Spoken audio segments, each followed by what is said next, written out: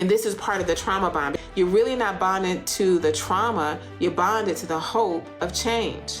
A hope that the narc is going to stop doing what? Lying, cheating, demeaning you, diminishing you, blowing up everything that you tried to do, tearing down everything you tried to build up. When you're with a narcissist, you're in this tornado.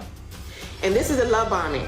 Whatever you say your hopes and dreams and wants and needs are, the narcissist is going to say, me too. This is when you're also in the love bombing stage, when they're showing you off to your family, your friends. You serve a purpose. When you notice that words and actions don't match, you're going to call them out and say, hey, narc. You might not say, hey, narc, but you're going to call them out. Hey, narc, you said we were going to do this. And you're going to say, hey, narc, I'm not liking how this is feeling right now.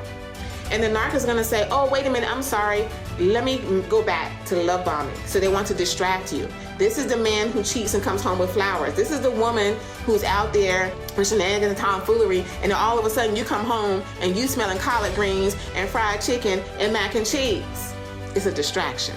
So you're gonna say, hey, narc, you're not doing what you promised, and they're gonna go back to love bombing to distract you. You get fully distracted and you think, woo, that was a bad day. It's not a bad day. You're looking behind the mask. The narc is always wearing a mask, and now you're going back to love bombing.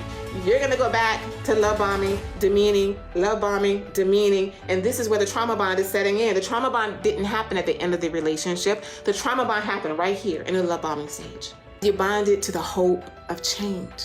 So you have to unravel yourself. Not only is the narc tangling up your life, the narcissist is tangling up your frontal lobe, executive center of the brain. It governs critical thinking, empathy, and risky behavior. This is your protection mechanism, and it's all tangled up by the narc. Your frontal lobe is like a satellite. It's always inputting information for what? Your protection.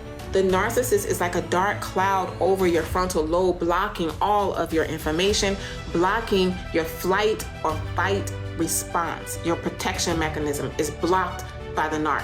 How are they blocking it? With confusion and tomfoolery, demeaning and spirit breaking, abuse, abandonment. It could be permanent, it could be temporary ghosting. They're disappearing, they're not present, they're not accountable, and then they're blocking your frontal lobe. They're causing this dark cloud over your life, and you can't think, you can't get out of this situation.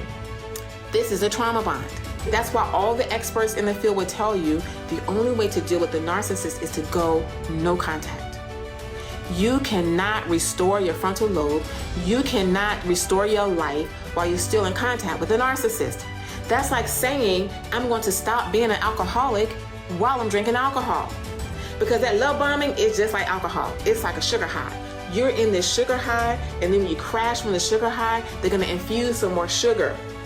But you're never going to really get back to that initial feeling that you had because it wasn't real. There's nothing real about the narc.